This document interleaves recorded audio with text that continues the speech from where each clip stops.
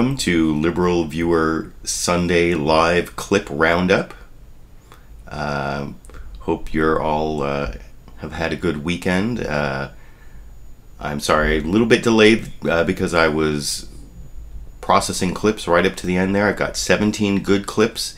This is a special edition of LiberalViewer Sunday Live Clip Roundup on the NSA spying disclosures that happened this last week. So I hope you'll all stick around. I have picked out quite a few clips to try to educate and start discussion. For those who don't know, LiberalViewer Sunday Live Clip Roundup is the show I do at 6:30 p.m. Pacific every Sunday, where I take clips mostly from the Sunday talking head pundit shows, and I find clips that I may not be able to make a whole produced, edited video out of, but that I want to share with my viewers and give some commentary on. And then after I show each clip and give my commentary, at the end of the show, I will look in the discussion section and hopefully we'll be able to get some live back and forth discussion going on the issues that I bring up in the clips. And as I said, today, all the clips are going to be on the NSA spying disclosures that happened this week. First, before we get to the substantive issues of the NSA spying disclosures, I want to also make sure, can everybody see and hear me? Let me see if I can get anyone. I see I've got a bunch of people signed in here. Everyone can see and hear me, I hope. Let me check that out. Okay, looks like everything's coming in loud and clear here, so I will get to my first clip I wanted to show. Was actually from This Week with George Stephanopoulos. They found a clip from October of 1975 just to show that this whole NSA eavesdropping thing is not a new issue.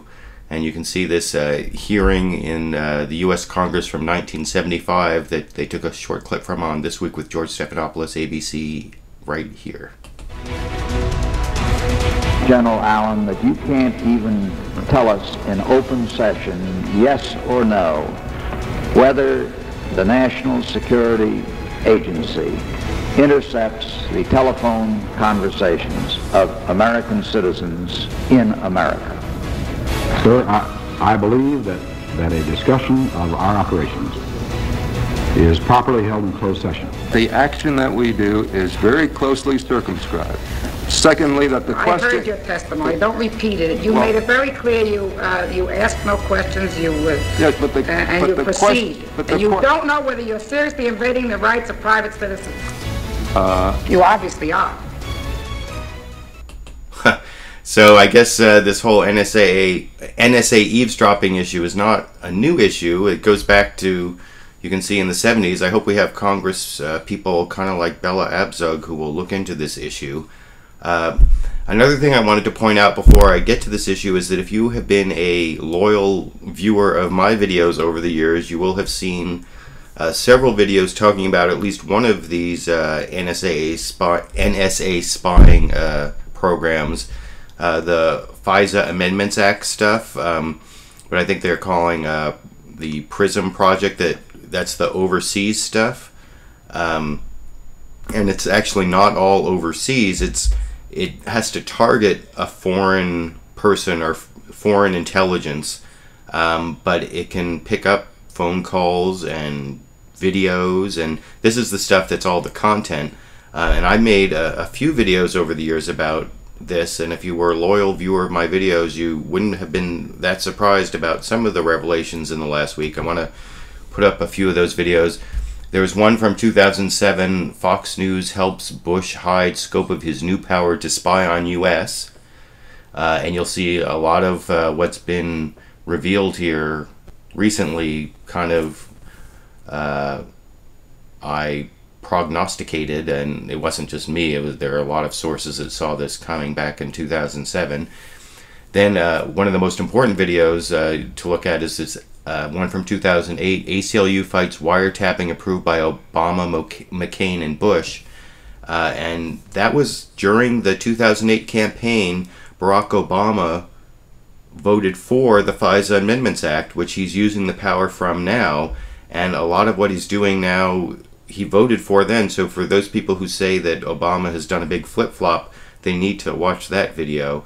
And I'm talking to you, TJ, the amazing atheist. I tweeted that to him. I don't know if he's watched that, but I'll once this is a recorded video, I'll put links into the video. And then even at the beginning of this year, I put when the FISA Amendments Act was reauthorized. That was in the middle of this whole sequester fight, so people weren't really paying attention. But I made this video, Fox News hides U.S. spying on own citizens, and it also talked about at least half of the programs here. And that's the next thing I want to talk about here. I have a good clip from, let me just check what I have to open up my little, sorry for all the clicking, but I have to do the technical stuff at the same time that I do all of this. So I want to show something from Senator Mark Udall. He's one of the Democratic senators for years. He and Ron Wyden have been trying to find out more information about this for years, and he deserves a lot of credit. And I have a couple clips from him.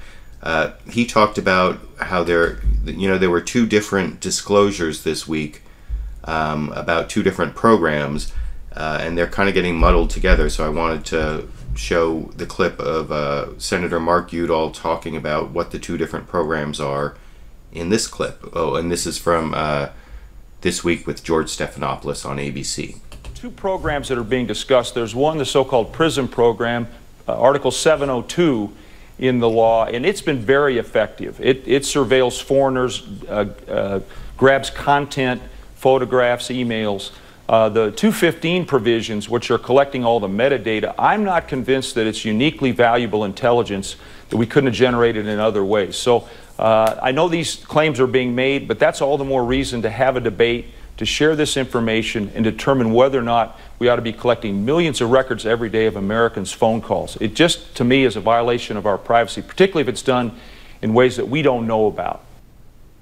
So that's an important distinction there between the first thing that came out was this thing under the Patriot Act, Section 215 of the Patriot Act, that lets the government collect business records without a search warrant, just with some kind of it's just the executive branch decides alone with very little oversight from anyone else that they want to get these records. And under this program, apparently this is the metadata part, where they're picking up basically all the phone records, not the content of phone calls, but the phone numbers, the duration of the call, the phone number dialed to, and the location, basically what's in your phone bill. Every single phone call, every single phone bill, or at least the cell phone bills in the United States have been collected and stored for quite some time. And it's not the content of the calls.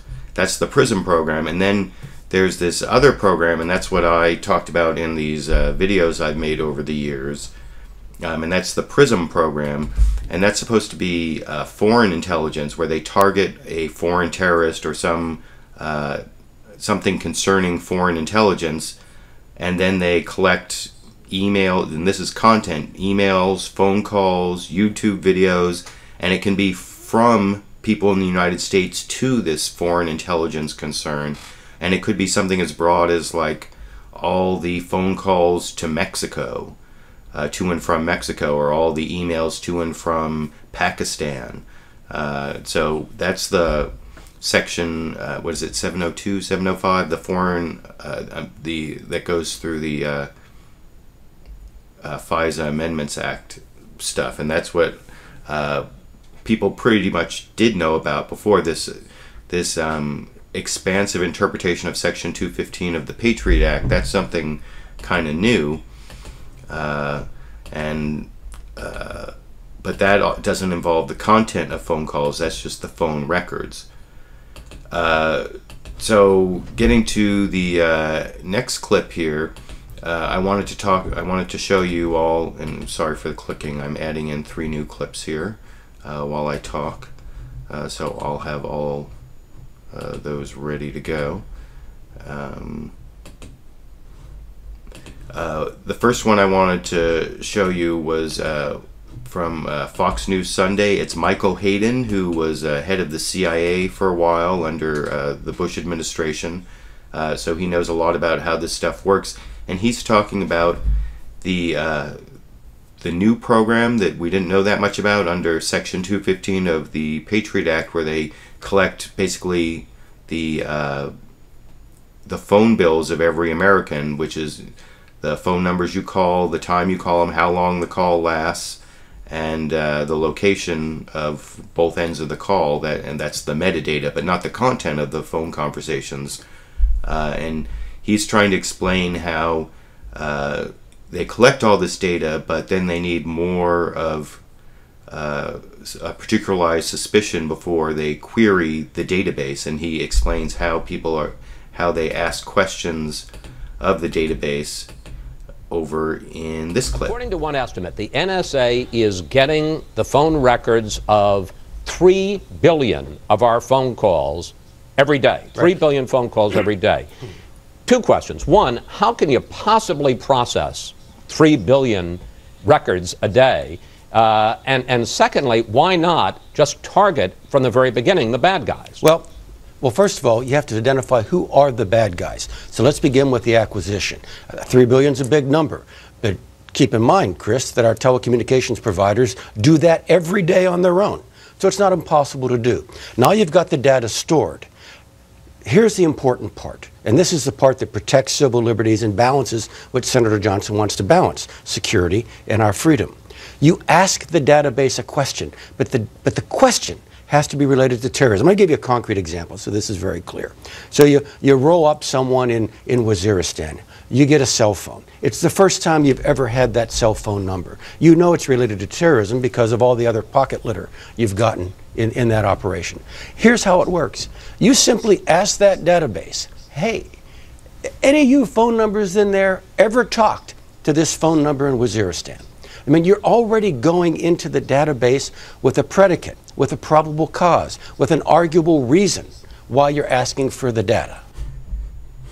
So that's Michael Hayden kind of explaining how this huge database of American phone bills works, how it is that they collect all the data and they store it. And he was asked in a different part of that interview, like how long they store it, and it seems that there doesn't seem to be a time limit because they want to be able to look back in the past when they find these phone numbers and see how they interacted with other phone numbers, these billions of phone calls every single day. And that's what's so surprising about this program, is they're basically saving all the data that we expect the phone companies to save and then purge after a certain amount of time. Well, that's being stored by the NSA somewhere, and they can go and ask questions of that data when they have more particularized suspicion, as Michael Hayden was just describing there. Now, I also wanted to play a couple clips that just came out today from Edward Snowden. He is the person who leaked a lot of the information about, especially this program of collecting all the phone bill information, the metadata, to Glenn Greenwald. And earlier today, Glenn Greenwald in The Guardian newspaper posted about a 15-minute video interview of the leaker. He revealed himself. His name is Edward Snowden, and he talked extensively about this. And the first clip I want to show is where he's talking about why it is that this spying is bad. He kind of lays it out, and I want to show you that over in this clip. Why should people care about surveillance? Because even if you're not doing anything wrong, you're being watched and recorded, and the storage capability of these systems increases every year consistently by orders of magnitude, to where it's getting to the point you don't have to have done anything wrong. You simply have to eventually fall under suspicion from somebody, even by a wrong call, and then they can use the system to go back in time and scrutinize every decision you've ever made, every friend you've ever discussed something with, and attack you on that basis to sort of derive suspicion from an innocent life and paint anyone in the context of a wrongdoer. So that's kind of explains some of the implications of what they have there. And I don't know if you, I posted something on my Facebook page, facebook.com/LiberalViewer, a couple days ago, where with a link to an ACLU article about why this metadata is such a problem. And metadata, even though it doesn't include the content of phone conversations, it can show, you know, that you called the suicide hotline, or you called your GYN right before you called Planned Parenthood, or the HIV testing center, or, I mean, they gave in this article, they gave a whole bunch of examples of how metadata can tell a lot about you. And there are algorithms that can actually analyze this data and give personality profiles that are really disturbingly accurate. So there is a lot to be worried about from this NSA spying, even if, you know, I hear people say, you know, if you have nothing to hide, what do you have to worry about? Well, there's one reason right there from the leaker Edward Snowden. And then he also talked in this interview about what he was afraid about most would happen from this, and I want to show you that in this clip. The greatest fear that I have regarding the outcome for America of these disclosures is that nothing will change. People will see in the media all of these disclosures. They'll know the lengths that the government is going to grant themselves powers unilaterally to create greater control over American society and global society. But they won't be willing to take the risks necessarily to stand up and fight to change things, to force their representatives to actually take a stand in their interests. And the months ahead, the years ahead, it's only going to get worse until eventually there will be a time where policies will change, because the only thing that restricts the activities of the surveillance state are policy. Even our agreements with other sovereign governments, we consider that to be a stipulation of policy rather than a stipulation of law. And because of that, a new leader will be elected. They'll flip the switch, say that because of the crisis, because of the dangers that we face in the world, you know, some new and unpredicted threat, we need more authority, we need more power, and there will be nothing the people can do at that point to oppose it, and it'll be turnkey tyranny. So that's kind of a disturbing prediction of what might happen if people don't care, and there seem to be a lot of people who don't care about these revelations. You know, I talked at the beginning about people who seem to care too much or seem to be too surprised because there was a lot of forewarning of what was going on. But I think what Edward Snowden is saying there about the possibility that people won't care, because right now it's not really being used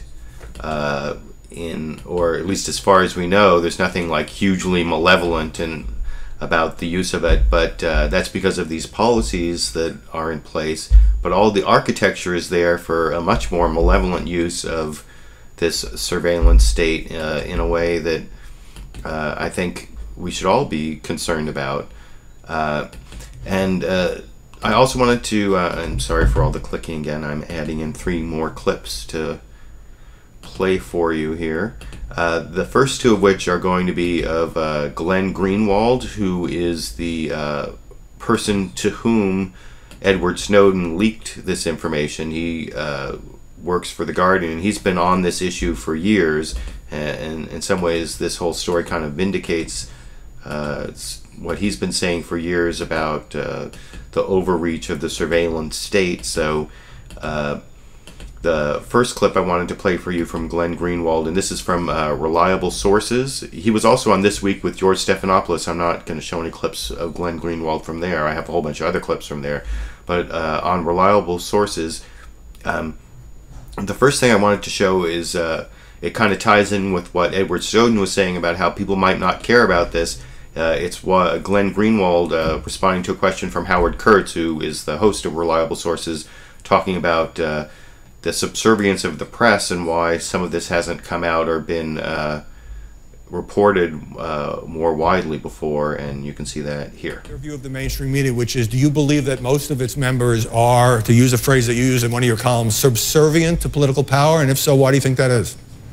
Well, of course they are. I mean, you actually wrote one of the best columns of the last 10 years on that, Howard, which was when you talked in the Washington Post about how your own newspaper had systematically buried any real dissent regarding the claims of the Bush administration, justifying the run-up to the war in Iraq. The war in Iraq was probably the best example, but by far not the only example, in which the U.S. government is subservient to the claims of the administration. So much reporting in Washington consists of running to government sources, mindlessly repeating what they say after giving an anonymity to ensure that they can say it with no accountability, and then simply disseminating it to the public. So that's a pretty devastating indictment of what the press does, and I think there's a lot of accuracy there, that they're kind of note takers for the government a lot of times, and they don't do a lot of investigation, and especially the Washington press corps, they become very close to their sources, and so their insider access is more important to them sometimes than informing the public about important stories. And I'm glad to see someone making that point. Glenn Greenwald deserves a lot of credit for breaking this story and for being not a member of the subservient press. So I just wanted to play that. And I guess a reason that a lot of members of the press, that they hold stories and that they aren't more aggressive, is they claim that they're, protecting secrets that protect our security. And I thought Glenn Greenwald also made an important point on reliable sources about whether he's hurting America's security by releasing this leaked information, and you can see that right here. But would you be willing to concede that there is a potential downside with this kind of disclosure, where potential terrorists, America's enemies, could be more careful to avoid this kind of surveillance that you have now made public? Okay, let me tell you why that claim is absurd. It's really actually what they're doing when they make that claim is they're insulting the intelligence of everybody in the United States. Every terrorist on the planet already knows, and have known for a long time, that the United States is trying to surveil their communications, eavesdrop on their telephone calls, read their emails. Any terrorist who isn't already aware of that is a terrorist who's incapable of tying their shoes, let alone detonating a bomb successfully in the United States. That isn't anything about what we disclose. What we disclose is that the American government is surveilling its own citizens, people who are suspected of no wrongdoing. The only thing that has been damaged here is not national security. What has been damaged is the reputation and credibility of the political officials who want to hide behind top secret designations to conceal their own wrongdoing, and that's really what they're angry about. So I really like that clip. For those who say that disclosing the fact that we're eavesdropping on terrorists helps the terrorists, I think that's an important point to remember, and especially the fact that anyone who can't figure it out is someone who, what he said, can't tie their shoes. I think that was a pretty graphic and amusing way to make that point. So after looking at those Glenn Greenwald clips, I also wanted to show some clip from Rand Paul, Senator Rand Paul, who was on Fox News Sunday. I have a couple clips from him, and he has come out against this, and I'm glad to see at least some part of the Republican Party. And there is kind of a split in both parties on this issue. And I want to show this clip from Rand Paul where he talks about, or he sort of debunks another one of the justifications I hear for this kind of spying, where people say that, we need this information to connect the dots so that we can catch the terrorists. And here's what Senator Rand Paul, Republican, pointed out about that. Go after terrorists as much as anyone. For example, we are looking through so much data that I think it makes our fight against terrorism worse. The Susteren boy, one of the Boston Marathon bombers, we didn't know that he went back to Chechnya because we're not doing enough targeted analysis. We have billions of phone calls and we can't even possibly look at all the data. We have millions of audio tape hours of people, and we can't go through it. They haven't gone through 25% of the audio they have. They're overwhelmed in data, so I think it's just bad police work. Why didn't we know that the Susteren boy had gone back to Chechnya? Because we're not doing good police work, because we're busy looking at the phone records of regular Americans who haven't committed any crime. Yeah, so I think I kind of disagree with Rand Paul on a lot of things, and but on civil liberties, on some civil liberties issues, he's better than some of the people, some of the Democrats. And the point that he makes there about there being too much data, and we already have too much data, we can't go through it. I think there is a lot of truth to that. Although, you know, I guess I don't know all about the algorithms they use, but I just find it hard to believe that we don't have enough data. And if you, I actually saw in a clip I ended up not using the Mike Rogers, the former FBI agent who's now a congressman, said that this kind of information could have saved us from 9/11. And I read the 9/11 report, and it didn't seem to me like we didn't have enough information. It's just we didn't put it all together. All the information was already there. I kind of agree with Rand Paul on that. Now, Rand Paul also made this point about what he was going to do about it. And some of his ideas on how to deal with this problem didn't seem to make a lot of sense to me. But I thought that I should report them anyway, and excuse all the clicking. I'm getting the next 3 clips ready here. Rand Paul talked about this possible class action lawsuit he wants to file, and I thought that was newsworthy, so I'll play that for you here. I have no problem if you have probable cause and you target people who are terrorists and you go after them and people that they're communicating with, you get another warrant. But we're talking about trolling through billions of phone records. We're not talking about going after a terrorist. I'm all for that.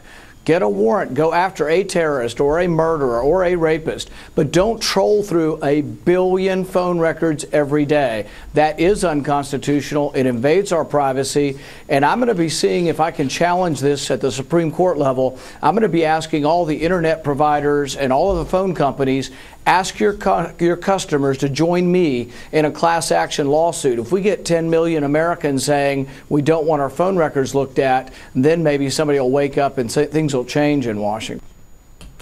So as a lawyer, I'm not sure a class action lawsuit is the way to go. Though, you know, the ACLU filed a lawsuit about this that was dismissed, and I talked about that in the video I made at the beginning of this year about the FISA Amendments Act. And the ACLU lawsuit was dismissed on this because they couldn't prove that anyone was actually being surveilled. That, you know, they filed on behalf of all these people who were worried that they were being surveilled. So I don't know if any of this new information would help get standing in lawsuits for suing. In addition to Rand Paul, another one of the people who supported this program was Republican Mike Rogers, who's a former FBI agent and kind of a right-wing congressman. I have a clip from him. He kind of ripped into Glenn Greenwald, and even though he didn't know who the leaker was, but the leaker, and he made a point about that I thought was kind of nasty about Glenn Greenwald. You can see on when he was there with Senator Dianne Feinstein on This Week with George Stephanopoulos in this clip.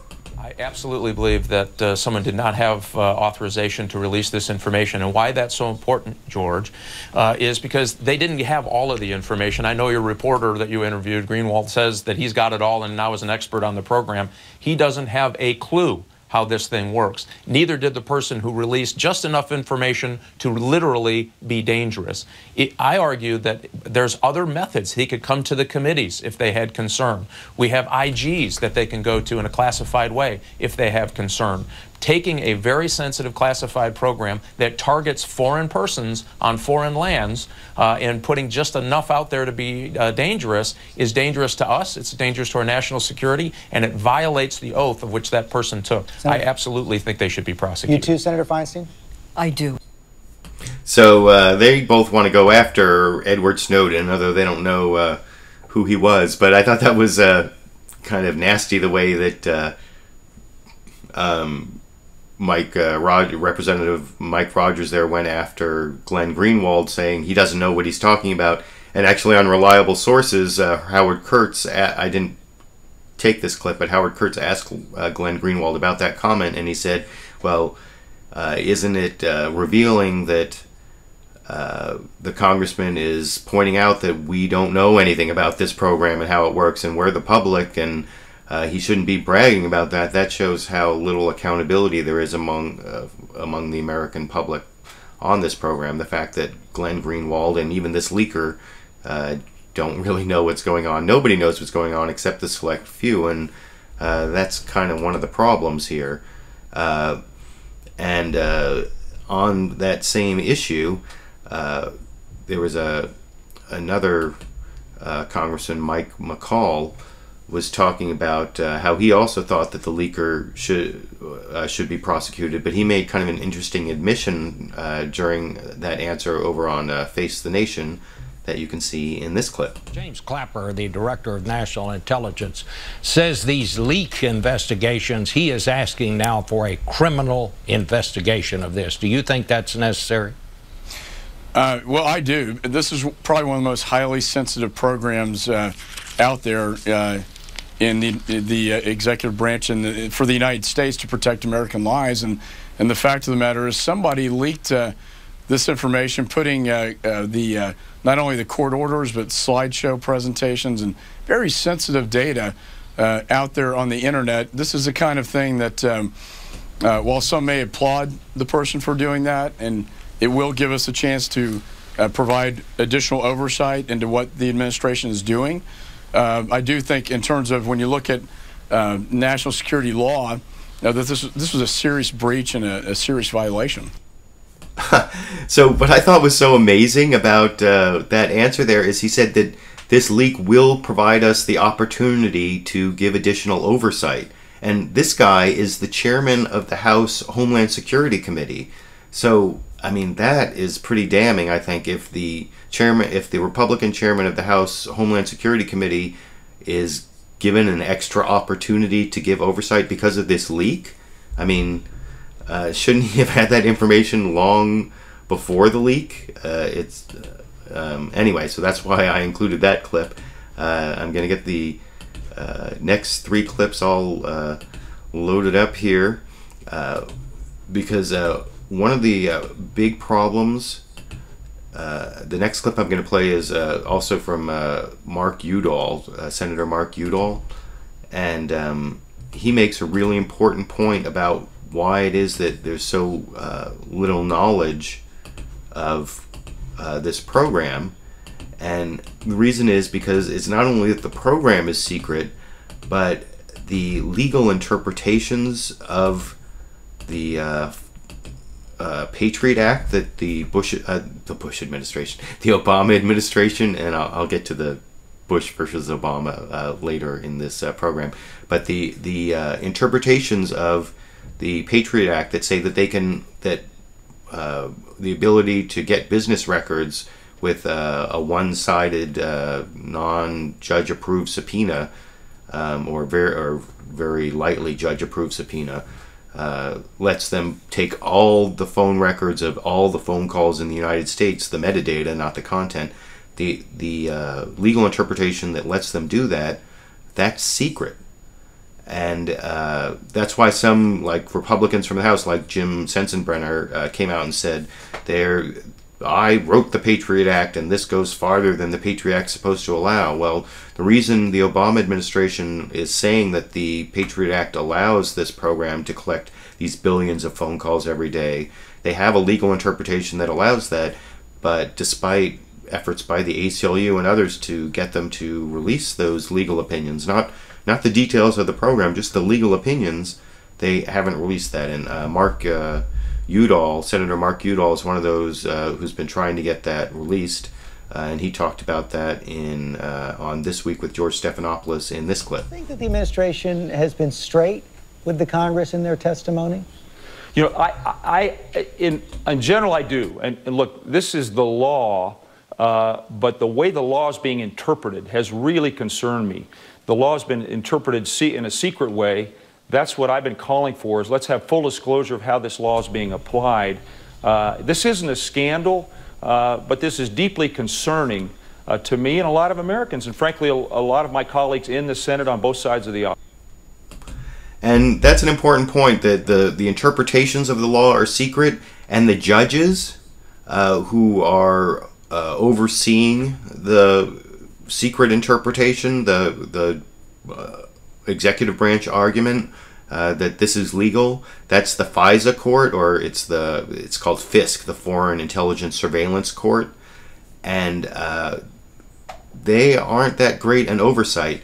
And also, if you look down in the video description below where I'm talking, the very lowest link is a great op-ed by two ACLU staff attorney, or they're not staff attorneys, they're like, they have higher titles than that, but they were talking about why these a secret interpretation of a secret program does not give enough oversight. And I saw Greta Van Susteren on the discussion panel on This Week with George Stephanopoulos give an important fact about the FISC, the Foreign Intelligence Surveillance Court, and how often they put limitations on executive power, and you can see that right here. The FISA course, and I got to give credit to Rick Klein of ABC News, he tipped me off to it, that there's a 2012 letter from the NSA to Senator Harry Reid, and there are 1,789 requests in calendar year 2012, or until August 30th, 2012. 1,789 requests. Of the 1,789 requests for authorization, one was withdrawn by the government.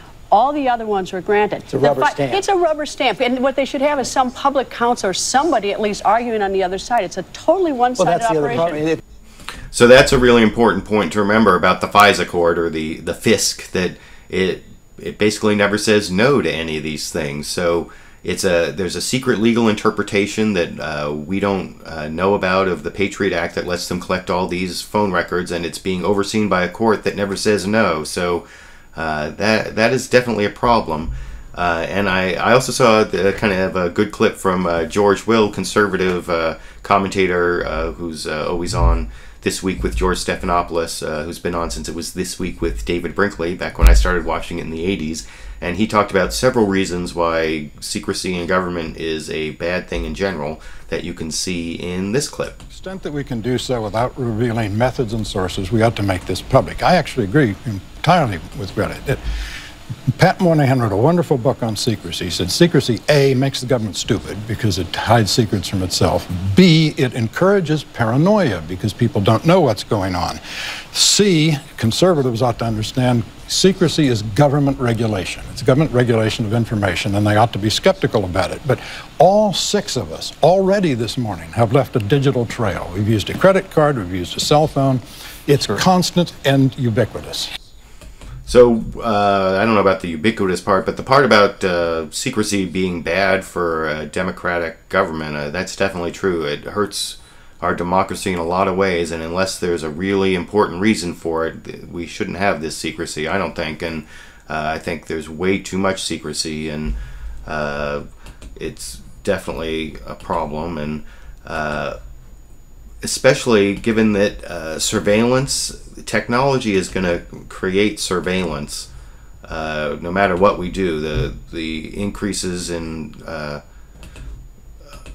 ability to store so many, billions of phone calls a day, and the fact that everything is moving digitally, electronically. I mean, there is going to be some kind of surveillance state, and the question is just what kind. And I thought I saw a good clip from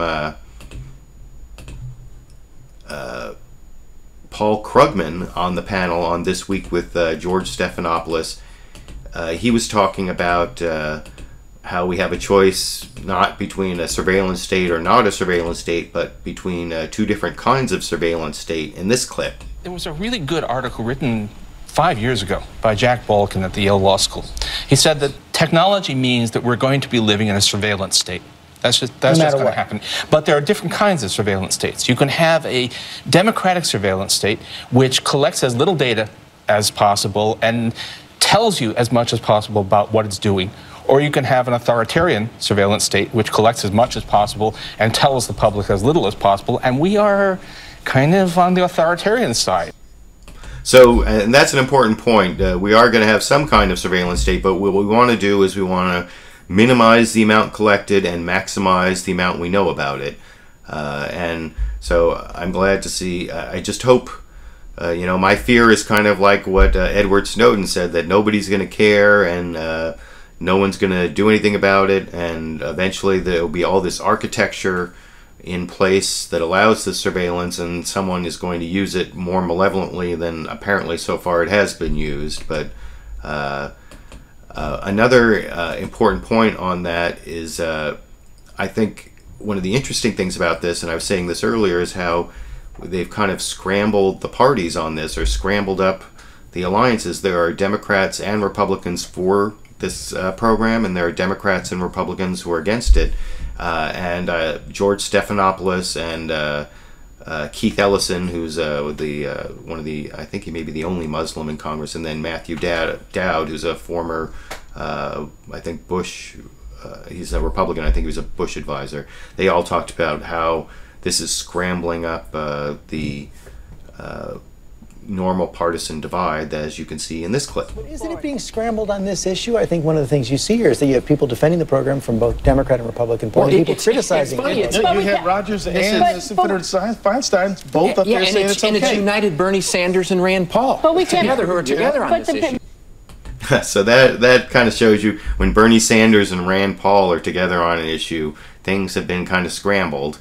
And then there's the question about George W. Bush versus Barack Obama. You know, Barack Obama did run against the excesses of George W. Bush and the so-called war on terror, and a lot of people are now faulting him for going farther than Bush ever did, which I don't think is exactly true, although I certainly have a lot to fault Barack. I'm not going to defend everything he's done, but if you go back, well, first, on that question of Barack Obama versus George W. Bush, the last clip I want to show you is from Michael Hayden, who worked for George W. Bush, and he was on Fox News Sunday, and he directly answered a question about the comparison between the two on the eavesdropping programs in this final clip here. In 2006, Senator Obama voted against your nomination to be CIA director because of your involvement in government programs. From what you know, and I understand you've been on the outside, how much has he changed? He expanded, restricted these government surveillance programs that he inherited. In terms of surveillance? Yes. Expanded in volume, changed the legal grounding for them a little bit, put it more under congressional authorization rather than the president's Article 2 powers, and added a bit more oversight. But in terms of what NSA is doing, there is incredible continuity between the two presidents. How do you mean he's expanded in volume? Well, I mean, just because we've gotten more of these records over time, and with the amendment to the FISA Act in 2008, which Senator Obama finally voted for, NSA is actually empowered to do more things than I was empowered to do under President Bush's special authorization. So that last part is really important. I haven't seen a lot of people talking about how Obama actually voted for the FISA Amendments Act in 2008 that he's now using, at least for the PRISM program. It's a little more surprising, the Patriot Act powers, although Obama did also vote for the reauthorization of the Patriot Act. In fact, I made both those points in my July 2008 video, ACLU Fights for Wiretapping Approved by Obama, McCain, and Bush, and that was during the 2008 campaign when Barack Obama voted for the FISA Amendments Act.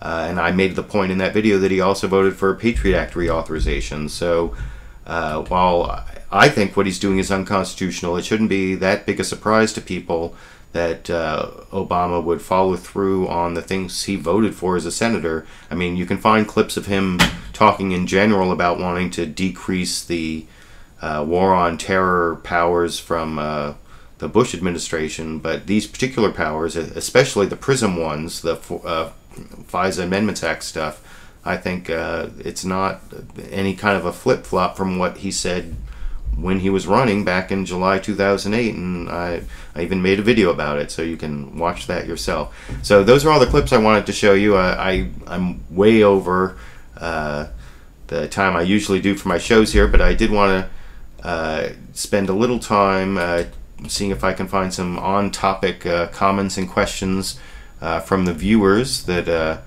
I can talk about here. Let me get all the comments up here on the screen. let's see. NO8549 actually posted this before I started. How can the president say he welcomes debate about the issue, but how can we debate if they don't disclose what's going on? Well, that's a good point. And, you know, he says now he wants to welcome debate, but he didn't voluntarily give out this information. It came out through leaks. So I think that is a good point from NO8549. Let me see. Another question here. Rick Merck says, irony is Feinstein and this fellow all contradicted by Snowden, whose interview was released after these Sunday shows were over. Well, that is kind of true. Libre Vision Network says, oh my god, or OMG, I didn't know that I woke up today in 1984.